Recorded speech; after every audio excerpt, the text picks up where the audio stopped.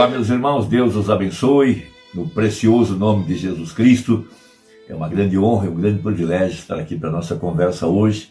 E eu quero continuar falando a respeito do assunto que envolve Gideão, em Juízes capítulo 6, baseando-me na mensagem Se Deus é conosco, onde estão os seus milagres? Essa mensagem foi pregada pelo profeta para trazer, para abrir nosso entendimento, para entendermos a terceira etapa.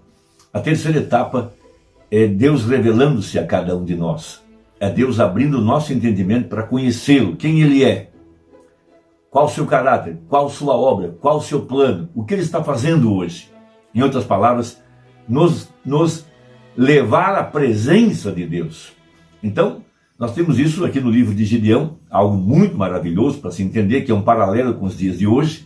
Juízes 6, quando Israel havia pecado, e Deus então os entregou na mão dos inimigos. E 3 poderes se assenhoraram da nação, e esses poderes vieram para destruir a lavoura, a agricultura, roubando o alimento e, consequentemente, trazendo miséria e pobreza sobre a nação. Então, depois, aliás, isso durou por 7 anos. No final desses 7 anos, então, Deus envia um profeta. Não se sabe de onde ele veio, qual o seu nome, apenas sabe-se que ele veio pregar a palavra para levar a nação de volta à fé original, para levá-las de volta aos dias de Moisés, no tempo do Êxodo, quando Deus tomou um profeta. Veja, e esse profeta, com uma vara na mão, debaixo de uma comissão, guiado pelo pilar de fogo, o anjo do Senhor, chegou no Egito e libertou o povo de Deus da servidão. Deus destruiu os opressores, Deus destruiu o inimigo, e Deus os colocou na terra da promessa. Eles herdaram a terra da promessa.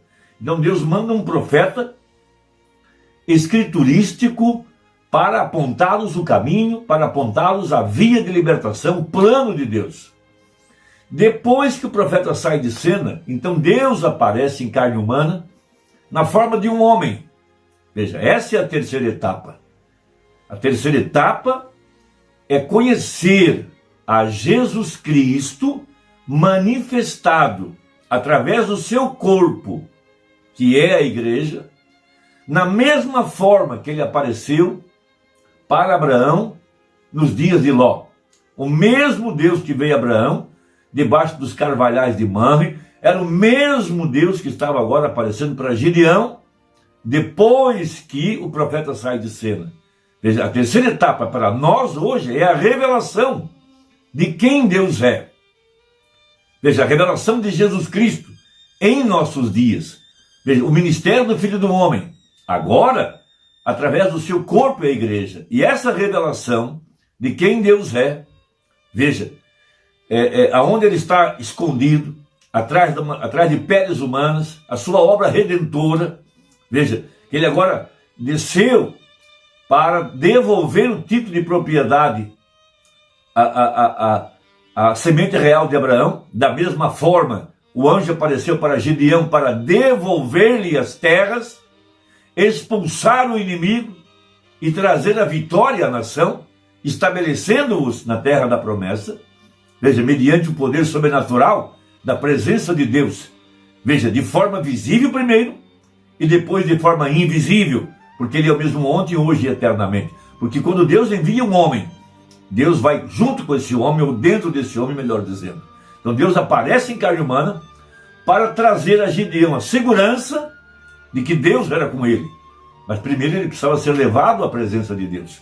Então quando nós podemos entender o que é a primeira etapa, a segunda etapa e por conseguinte a terceira etapa, veja, o desvelar de Deus, pregou o profeta, o poderoso Deus desvelado perante nós. Cristo é o mistério de Deus revelado, provando sua palavra. E tantas outras escrituras para mostrar, veja, Deus hoje, veja a revelação do Filho do Homem, o mesmo Deus que operou aqui no passado, veio operar aqui no tempo do fim. E para isso Deus precisa abrir os olhos do nosso entendimento, para conhecê-lo aqui em nossos dias. Então ele prega de manhã, necessário vos é nascer de novo, porque sem o novo nascimento, sem a revelação de quem Jesus Cristo é, nós não poderemos vê-lo. Ele disse a Nicodemos em São João 3, se você não nascer de novo, você não pode ver o reino de Deus. Depois ele acrescenta: se você não nascer de novo da água e do Espírito, você não pode entrar no reino de Deus. E Jesus nos autorizou a pregar que o reino de Deus está entre nós e em nós. E Lucas 17 fala que o reino de Deus viria não com aparência visível, mas invisível, ele estaria em nosso meio. Então, o que nós temos, o que recebemos de revelação? Veja, o ministério do profeta, a terceira etapa, quando ele sai de cena, ele revelou Deus, revelou o sétimo selo, revelou Lucas 17:30, foi a abertura do sétimo selo, para mostrar que Deus estava em nosso meio, realizando as mesmas obras, operando os mesmos sinais, para trazer a igreja na condição de ser transformada, a fé para o arrebatamento. Esse é o mistério dos 7 trovões, esse é o grande avivamento ao redor da palavra prometida pelo profeta. Agora, seguindo em nossa análise na mensagem, seguindo a Bíblia em Juízes 6, que é um paralelo com os nossos dias, o que seguiu? Veja, o Deus que respondeu com fogo, esse é o verdadeiro Deus. Ali estava Gideão, veja, um homem escriturístico, por isso o anjo lhe chamou de homem valoroso. Valoroso porque ele era um homem escriturístico. Vai nessa tua força, disse o anjo, porque ele se baseava totalmente no Deus escriturístico. Ele queria ver os sinais, mas os sinais escriturísticos que Deus havia operado no passado através de Moisés, através de Abraão, através dos patriarcas, porque ele queria aquele Deus, não uma ideia qualquer, não uma aparição qualquer, não sensações qualquer. Ele queria o Deus bíblico, o Deus escriturístico, e por isso Deus o chamou de um homem valoroso. E é a esse tipo de homem que Deus se revela de acordo com a Escritura, de acordo com o que disse o profeta. Logo então ele queria um sinal, porque onde Deus está há sinais. Veja, ele foi lá e buscou a sua oferta. O cabrito imolado, o sangue derramado, pão asmo, pão feito com farinha, e assim por diante, e trouxe isso, cozeu o cabrito, trouxe numa panela, e o anjo disse: põe sobre a rocha, porque todo o nosso sacrifício tem que ser colocado sobre a palavra, debaixo do sangue. Isso é algo muito poderoso, se nós pudermos entender. Se quisermos ter nossas vidas mudadas pelo poderoso fogo do Espírito Santo, para consumir o velho homem, consumir a velha natureza, nos transformar, temos que ser colocados sob o altar de bronze do julgamento.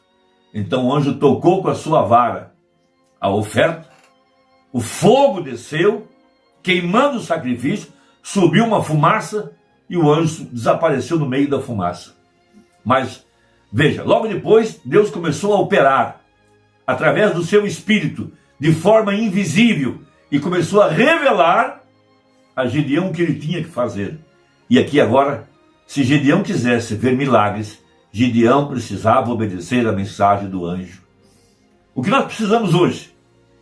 Veja, não precisamos do retorno do profeta. Precisamos obedecer à mensagem pregada pelo profeta. Então, seguindo nossa leitura, Juízes 6, a partir do verso 22. Então viu Gideão que era o anjo do Senhor. E disse Gideão, ah, Senhor Jeová, que eu vi o anjo do Senhor face a face. Veja, o anjo havia desaparecido, mas o anjo não deixou de se comunicar com ele e tornou o anjo a falar comigo. Agora não mais em forma de um homem, agora através da revelação. Veja, vamos repetir o verso 21. E o anjo do Senhor estendeu a ponta do cajado que estava na sua mão e tocou a carne e os bolos asmos. Então subiu fogo da penha e consumiu a carne e os bolos asmos, e o anjo do Senhor desapareceu dos seus olhos. Veja, Deus estava em carne humana. Qual que é a próxima passe? Qual que é o próximo passo? A continuidade. O que continua Apocalipse 10:7? Houve um espaço ali e tornou o anjo a falar comigo. Agora, não mais através do profeta, através do Espírito Santo no homem interior. E tornou o anjo a falar comigo. Veja, então viu Gideão que era o anjo do Senhor e disse a Gideão: ah, Senhor Jeová, que eu vi o anjo do Senhor face a face. Porém o Senhor lhe disse, veja, o anjo não estava mais presente. Não estava mais aquele homem com o cajado na mão na frente dele. Ele havia desaparecido no verso 22. No verso 23, Porém o Senhor lhe disse: paz seja contigo, não temas, não morrerás. O anjo já estava falando ele, através do Espírito Santo. Seguindo então Gideão edificou ali um altar ao Senhor e lhe chamou: Senhor é paz. E ainda até o dia de hoje está em Ofrá dos Abiezritas. E aconteceu naquela mesma noite que o Senhor lhe disse, veja, o anjo está falando agora, revelando-lhe, veja, toma o boi de teu pai, a saber, o segundo boi de 7 anos. Que coisa preciosa! Por que o segundo boi? Porque a segunda cavalgada, Apocalipse 10, verso 8, e tornou o anjo a falar comigo. Essa é a segunda cavalgada. Esse é o desdobramento dos 7 trovões. Esse é o desdobramento do 7º selo. Um homem ungido, agora um povo ungido. É o que a Escritura nos revela. É o que está escondido. Por que não o primeiro boi? O segundo boi? É algo para pensarmos. Veja, o segundo boi de 7 anos. Veja, é algo tremendo. A segunda cavalgada, debaixo dos 7 trovões, debaixo do 7º selo. Veja, e derriba o altar de Baal, que é de teu pai, e corta o bosque que está ao pé dele. Veja, o anjo estava lhe dando uma ordem. Se ele quisesse ver a operação de milagres, ele tinha que quebrar o afeto, tinha que quebrar o comprometimento, tinha que quebrar os compromissos que ele tinha com família, especialmente com seu pai. E essa é uma coisa muito difícil para nós. O respeito humano, os respeitos que a Bíblia fala, quem respeita a aparência de um homem, veja, Deus não pode operar através desse homem. E Deus sabia em que ponto tocar na vida de Gideão. Ele tinha comprometimento com família, comprometimento com seu pai, e o anjo queria quebrar isso, e o anjo exigia obediência.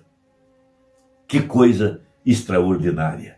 Veja, edifica ao Senhor teu Deus um altar no cume desse lugar forte, no lugar conveniente, e toma o segundo boi, e o oferecerás em holocausto com a lenha que cortares do bosque. Então, o profeta na mensagem, se Deus é conosco, onde estão seus milagres, rapidamente, 117, contudo Gideão e aquelas pessoas, antes que pudessem ir, ou pudessem sempre ver esses milagres de Deus, havia uma condição que tinha que ser submetida. Para encontrar, para ver o poder de milagres, ele tinha que crer. E eles também tinham que crer e obedecer a palavra do profeta para ver os milagres de Deus. Agora recorde, antes que eles pudessem ver os milagres, eles tinham que obedecer o que o profeta dizia. E antes que possamos ver os milagres de Deus, nós deveríamos ter obedecido o que os profetas disseram. A Bíblia é o profeta para nós. Se um homem, não importa quanto ele chame a si mesmo de profeta de Deus, de batista, de metodista, de pentecostal, e o que for, seja o que for, que ele chame a si mesmo, se esta palavra não estiver vivendo nele, ele não é um profeta. Ele pode ser um profeta, mas um falso. Profetas verdadeiros falam esta verdadeira palavra e então coloca Deus exatamente como o mesmo Deus, o mesmo poder, as mesmas palavras, todas as mesmas coisas. Veja, a verdadeira palavra. Agora, eles tinham que acreditar na palavra dos profetas e obedecê-la antes que pudessem ver os milagres de Deus. Então havia um altar que tinha que ser quebrado na casa de seu pai. Muitas vezes nós criamos altares dentro de nós mesmos. Temos respeito às pessoas, respeito a certos líderes, respeito a certos anciãos. E Deus não pode operar milagres enquanto tivermos algo em nosso coração que for maior do que Deus, que estiver em primeiro lugar. Ele quer a primazia, ele quer o primeiro lugar. Essa segunda cavalgada não há lugar para homens, para ídolos, para maiorais, para grandes homens. Todo esse altar tem que ser destruído. Obediência. Veja, não terás outros deuses diante de mim. Ele tinha que quebrar o altar de Baal, matar o segundo boi de 7 anos. Uma clara evidência daquilo que seguiu a mensagem do profeta. Depois que Deus nos revelou que Deus estava em carne humana. O que segue? Deus comissionando homens escriturísticos que podem dar continuidade à mensagem pregada pelo profeta. Deus te abençoe, espero que ajude. Até a próxima, em nome de Jesus. Amém.